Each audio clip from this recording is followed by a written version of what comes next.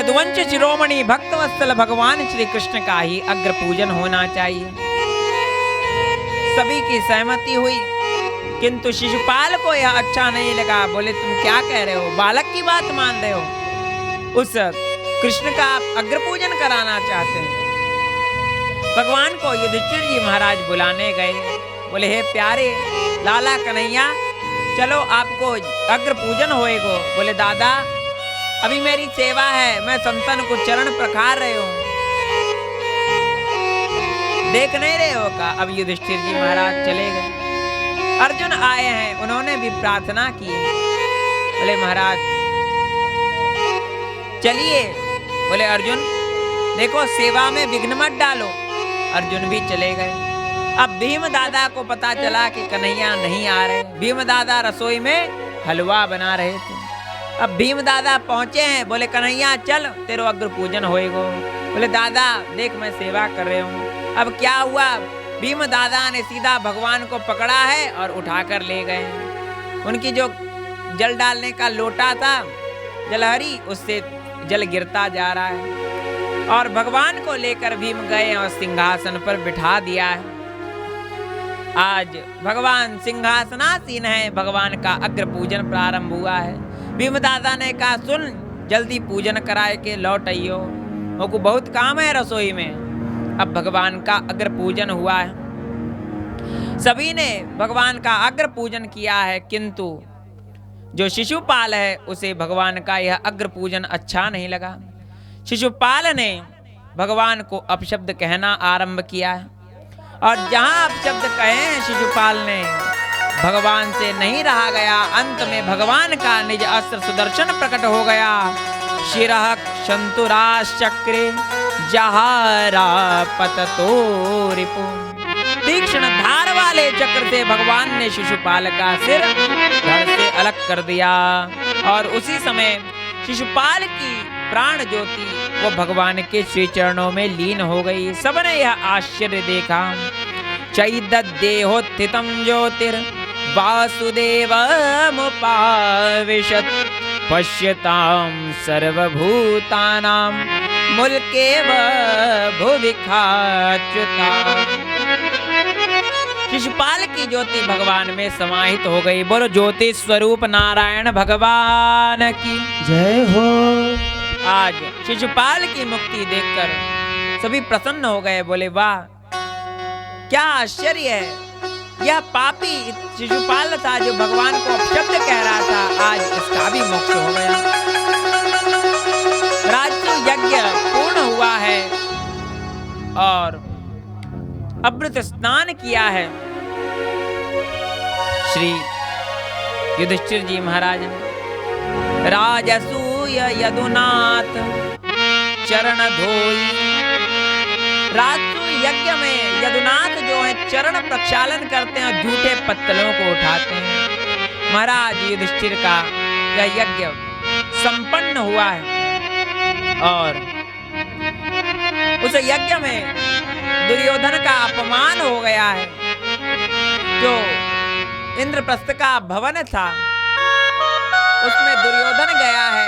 जहां जल था वहां स्थल दिखता, जहां स्थल था वहां जल दिखता।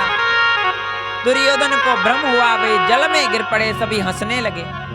दुर्योधन का अपमान हो गया। आज महाभारत का बीज बो दिया गया है।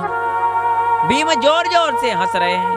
जहास भीमस्तं दृष्ट्वा स्त्रयो नृपतयो परे निवारणमास अप्यांग राज्ञा कृष्णानुमोदिता। राज्ञा कृष्णानुमोदिता। युधिष्ठिर जी को देखकर कह रहे हैं कि देखो दादा इनको शांत कराओ, और भीम जी से कह रहे हैं हंसो हंसो खूब हंसो। महाराज इस प्रकार दुर्योधन का अपमान हो गया। तत्पश्चात इस प्रकार दुर्योधन अपमानित होकर हस्तिनापुर चला गया। युधिष्ठिर जी का मन खिन्न हो गया। सुखदेव स्वामी कहते हैं परीक्षित जी युधिष्ठिर जी के राजसूय यज्ञ में दुर्योधन का के अपमान का कारण यही है कि उसने भगवत भक्तों का सम्मान नहीं किया। सुखदेव स्वामी कहते हैं परीक्षित जी श्री कृष्ण जी का और भी पराक्रम हम आपको सुनाते हैं। सौभ नामक विमान का स्वामी जो शाल्व था, यह शिशुपाल का सखा था रुक्मिणी जी के साथ। जब शिशुपाल का विवाह होना था, यह विवाह में आया था। शल्व आया है विमान पर चढ़कर और द्वारिका पर आक्रमण कर दिया है। प्रद्युम्न जी महाराज ने द्वारिका वासियों की रक्षा की है। उसने प्रद्युम्न जी को अपने अस्त्र से घायल कर दिया है। प्रद्युम्न जी ने वृण विरोचनी विद्या से घाव को सुखाया है। सारथी पुनः लाकर प्रद्युम्न जी को युद्ध क्षेत्र में ले आया है और प्रद्युम्न जी महाराज ने द्युमान का सिर काट दिया। यदुवंशियों ने शल्व की सेना का संहार कर दिया है, शाल्व सेना का। इस प्रकार शाल्व का और सबका उद्धार करके भगवान की आगे की लीला है। दंतवक्र और विदुरथ का उद्धार, भगवान ने दंतवक्र का उद्धार किया है, विदुरथ का उद्धार किया है। श्री बलराम जी महाराज तीर्थ यात्रा में चल पड़े हैं और अप्रत्युत्थायिनं सूतं कृत प्राण विलीजलिं अद्यार्तिनं च तां विप्रा चुकोप द्विजमक्ष माधव। बलराम जी नैमिषारण्य तीर्थ में पहुंचे हैं। सभी ऋषिगण खड़े हो गए हैं।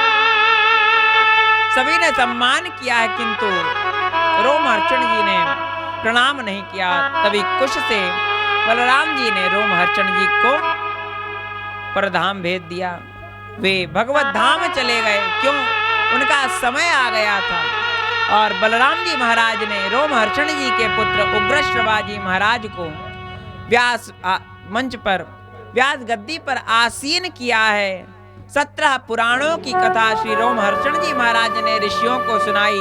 श्रीमद् भागवत महापुराण की कथा श्री उग्रश्रवा जी महाराज ने ऋषियों को सुनाई। यहाँ भगवान का बड़ा सुंदर चरित्र है।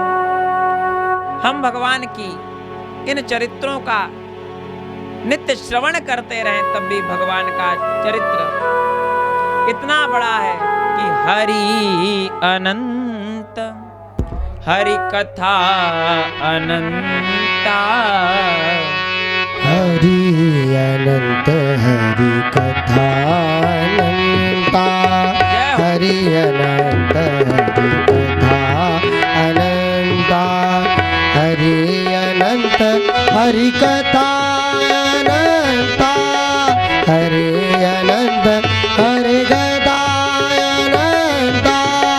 कहे सुनाए बहु विधि सब संता, कहे सुनाए बहु विधि सब संता।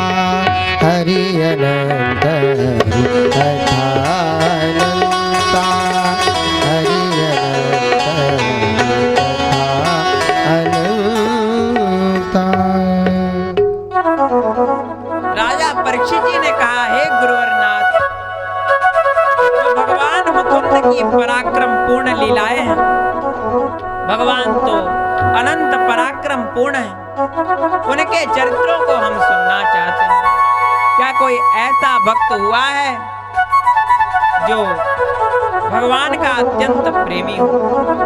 महाराज, आपकी वाणी फलवती है, जो भगवत गुणों का उच्चारण कर रही है। सवागयया तस्य गुणान् गृहीते, करौ च तत्कर्म करौ मनश्च, स्मरेद् वसन्तं स्थिरजंगमेषु, शृणोति तत्पुण्यकथा सकर्णम्। हाथ वही श्रेष्ठ है जो भगवान की सेवा करे, मन वही श्रेष्ठ है जो भगवत चिंतन करे। जो नहीं करे राम गुण गाना, नहीं करे राम गुण गाना, नहीं करे राम गुण गाना, जो नहीं करे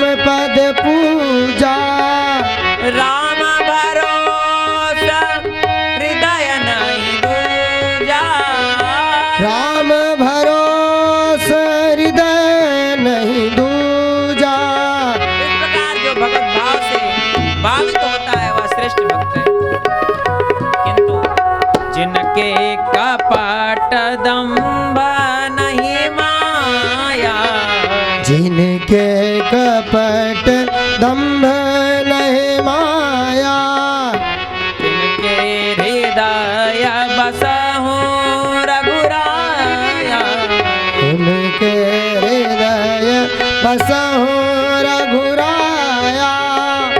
चरण राम तीरथ चरि जाहि, चरण राम कर तीरथ जाए, चरण राम तीरथ चरि जाहि, चरण राम तीरथ चल जाए। राम बसहु तिनके मन माहि, राम बसहु तिनके मन माए, राम बसहि तिनके तिनके तिनके मन माए। जिनके हृदय में राम जी बसे हैं और श्री कृष्ण जिनके हृदय में बसे हैं, ऐसे श्री कृष्ण भक्त भगवान के सखा हुए हैं। कौन? बोले कृष्णस्यासीत् सखा कश्चित्, कृष्णस्यासीत् सखा कश्चित्, ब्राह्मणो ब्रह्मवित्तमः,